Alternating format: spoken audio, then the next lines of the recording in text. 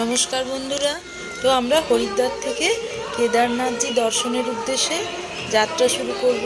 তো প্রথম দিন আমরা হরিদ্বারে গঙ্গা আরতি দেখে ঋষিকেশ হয়ে আমরা কেদারনাথের উদ্দেশ্যে যাত্রা শুরু করলাম। দেখুন, তো আমরা প্রথমে ঋষিকেশ থেকে সোনপ্রয়াগ যাচ্ছি। সোনপ্রয়াগে আমরা রাত্রিটা কিছুক্ষণের জন্য বিশ্রাম নেব এবং ওখানেই আমরা হোটেল নিয়ে আমাদের যে এক্সট্রা লাগেজ সমস্ত রেখে আমরা সোনপ্রয়াগ থেকে গৌরীকুণ্ড যাব। গৌরীকুণ্ড থেকে আমাদের ট্রেকিং শুরু হবে। তো আমরা দেখুন, দুইদিকে পাহাড় দর্শন করতে করতে ভাগীরথী, অলকানন্দা রিভার দেখতে দেখতে আমরা সোনপ্রয়াগের উদ্দেশ্যে যাত্রা শুরু করলাম। খুব সুন্দর মনোরম হাওয়া দিচ্ছিল, হাওয়াটা একটু ঠান্ডা ঠান্ডা ছিল। দুইদিকে পাহাড়, এত সুন্দর সবুজ দর্শন করতে করতে হর হর মহাদেব বলতে বলতে আমরা আমাদের যাত্রা শুরু করলাম।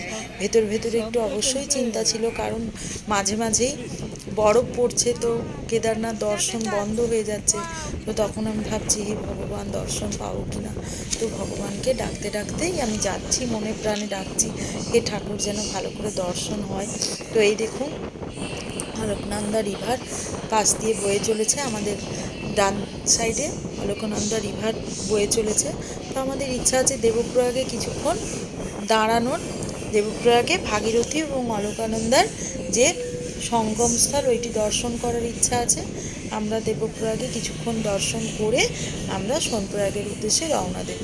তো যাত্রাপথেই আমরা পাশে একটি হোটেলে আমাদের যে সকালে খাবার খেয়ে আমরা যাত্রা শুরু করেছি হরিদ্বার টু ঋষিকেশ, ঋষিকেশ টু সোনপ্রয়াগ।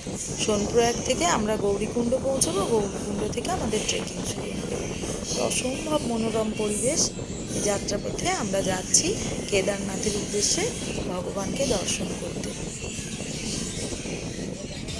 এইরকমই রাস্তার দুই দিকে হোটেল আছে। তো হোটেলে আমরা আলুর পরোটা খেলাম, সমস্ত কিছুই পাওয়া যায়, নর্থ ইন্ডিয়ান খাবার, ইডলি ধোসাও পাওয়া যায়। যে যেরকম বাস থামিয়ে খেয়ে আমরা আবার এই দেখুন দূরে নীল যেন মনে হচ্ছে বরফ, তার পিছনে সাদা পাহাড়। এই দেখুন, আমরা দেবপ্রয়াগ পৌঁছে গেছি।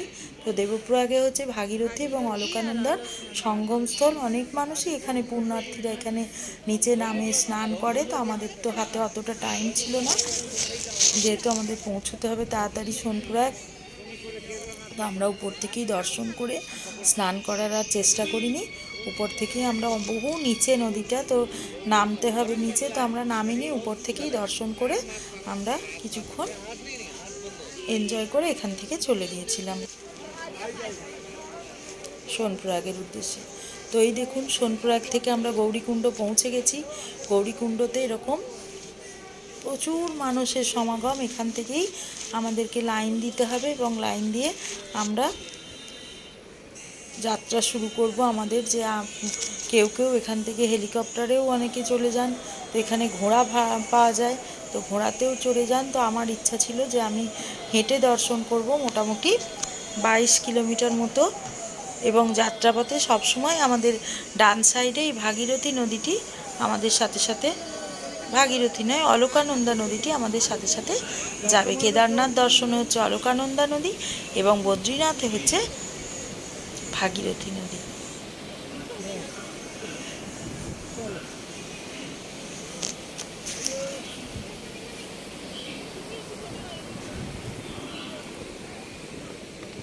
এই দেখুন, আমাদের ট্রেকিং শুরু হয়ে গেছে। আমরা চলেছি কেদারনাথের বেস ক্যাম্পে, আমরা পৌঁছে গেছি। এইখান থেকে মন্দির আর 1 কিলোমিটার দূর। তো আর পারা যাচ্ছিল না, অথচ সন্ধে হয়ে আসে। দেখুন কি অপূর্ব দৃশ্য, চারিদিকে বরফের পাহাড় আর বরফ, শীতল ঠান্ডা, -2 ডিগ্রি টেম্পারেচার। আর কিছুক্ষণের মধ্যেই আরতি শুরু হবে। আমরা মন্দিরের খুব কাছাকাছি পৌঁছে গেছি। এখানে অনেকেই এখানে টেন্টে থাকে, আবার পিছনে হোটেলও আছে। আর আমি কিছু বলবো না, এখান থেকে আপনারা দেখুন কি অপূর্ব সুন্দর। আমি স্বর্গে পৌঁছে গেছি, এরকম একটা সুন্দর অনুভূতি আমার হয়েছিল।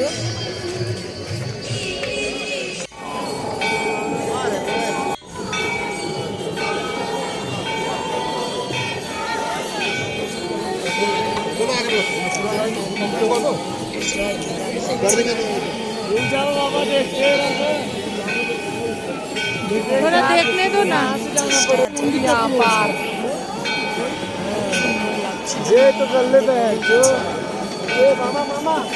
हाँ जो बोला सही बात, अभी लग रहा है सपना है।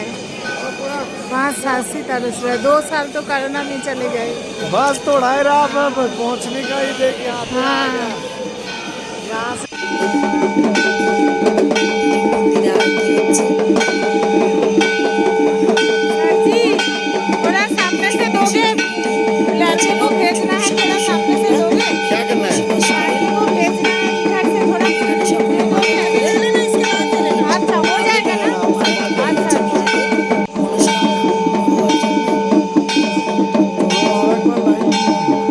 পিছনে আছে ভিমশিরা।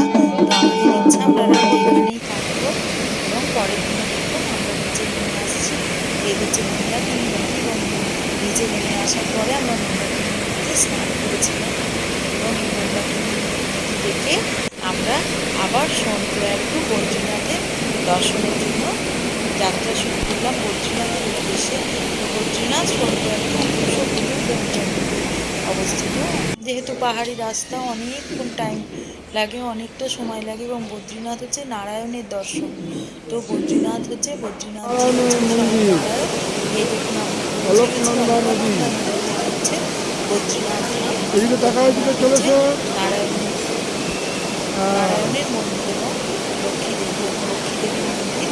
বদ্রীনাথের মন্দির দেখতে আছে লক্ষ্মীনারায়ণের দর্শন করতে আমরা অলকানন্দা নদীতে सामने से सामने তাকাইয়ে।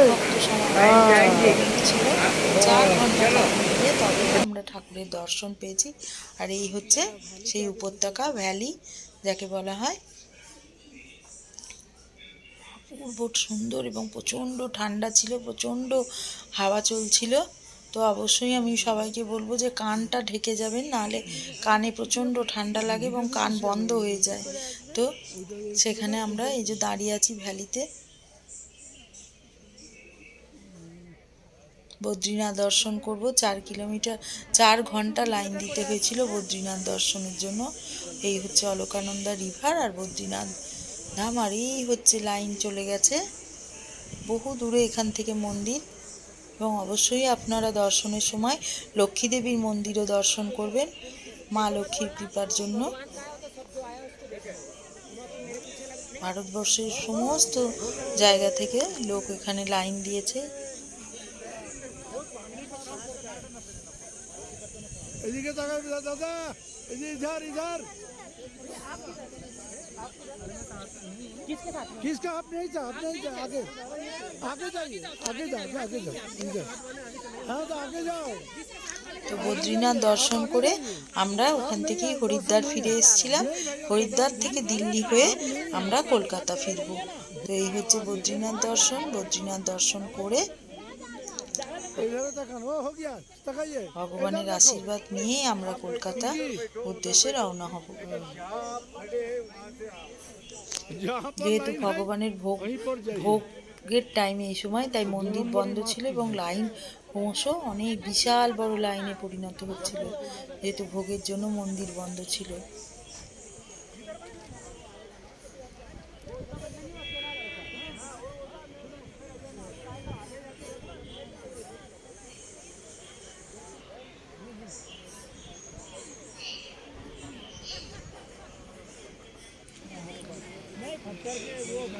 এই দেখুন অলকানন্দা নদী,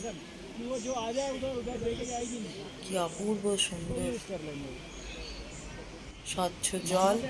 অলকানন্দা নদী হয়ে চলেছে বদ্রীনাথ দর্শন করতে এসে অলকানন্দার দর্শন হয়ে গেল।